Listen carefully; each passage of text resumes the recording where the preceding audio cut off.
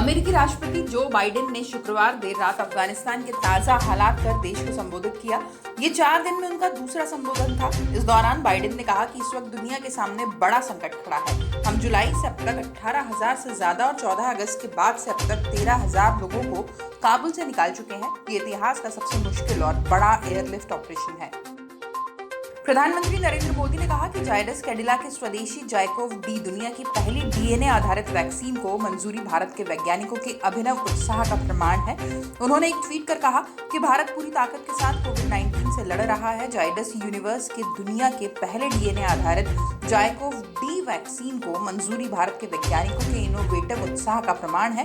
वास्तव में एक महत्वपूर्ण उपलब्धि है। वृंदावन के आश्रमों में रहने वाली विधवा महिलाएं इस साल रक्षाबंधन पर प्रधानमंत्री नरेंद्र मोदी को राखी भेजेंगी। पिछले साल कुछ महिलाएं राखी बांधने के लिए प्रधानमंत्री आवास भी गई थी। इस बार कोरोना की वजह से प्रधानमंत्री को अपने हाथों से राखी नहीं बांध पाएंगी, इसलिए शनिवार को उनकी बनाई राखियां प्रधानमंत्री कार्यालय भेजी जाएंगी। मध्य प्रदेश इस समय तेजी से उड़ान भर रहा है। पिछले 35 दिनों में कुल 44 फ्लाइट्स मिली हैं। ज्यादातर नई फ्लाइट्स स्पाइस जेट और इंडिगो की ओर से शुरू की जा रही हैं। ये इसलिए संभव हुआ क्योंकि यहां से भाजपा सांसद ज्योतिरादित्य सिंधिया को सिविल एविएशन मंत्री बनाया गया है।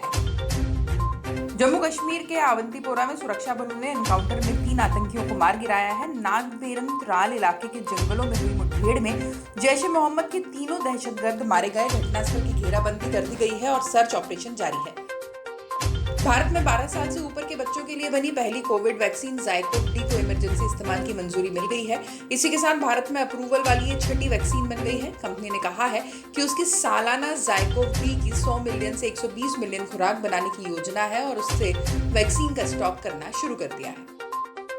देश में शुक्रवार को 34,288 कोरोना केस मिले और 36,248 लोग ठीक हुए। इस दौरान 376 मरीजों की मौत हुई। 11 दिन बाद मरने वालों की संख्या इतनी कम आई है। अब तक 4,33,000 से ज्यादा लोगों की जान जा चुकी है। राजधानी दिल्ली में बीते दिन 57 नए केस मिले। 12 दिनों के बाद ये संख्या इतनी अधिक है। यहाँ अब तक 14,37,000 लोग संक्रमित हो चुके हैं। टीम इंडिया इस समय इंग्लैंड के खिलाफ टेस्ट सीरीज में व्यस्त है। इसके बाद आईपीएल 2021 का फेज 2 होगा और फिर T20 वर्ल्ड कप में भारतीय टीम का रोड मैप क्या होगा, इस पर चर्चा करने के लिए भारतीय क्रिकेट कंट्रोल बोर्ड के प्रमुख अधिकारियों ने इंग्लैंड में कप्तान विराट कोहली के साथ मीटिंग की है। इस मीटिंग में board president Saurabh Ganguly, secretary Jay Shah और वाइस प्रेसिडेंट राजीव शुक्ला मौजूद थे।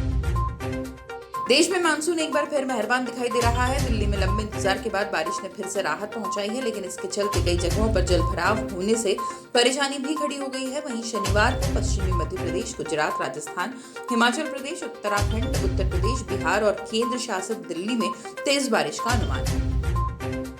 अंतर्राष्ट्रीय बाजार में कच्चे तेल की कीमतों में भारी गिरावट आई है। इस सप्ताह अब तक क्रूड ऑयल के रेट में 7% तक की गिरावट के साथ भाव करीब 3 महीने के निचले स्तर पर पहुंच गया है। हालांकि इसका कोई खास लाभ देश की आम जनता को नहीं मिला।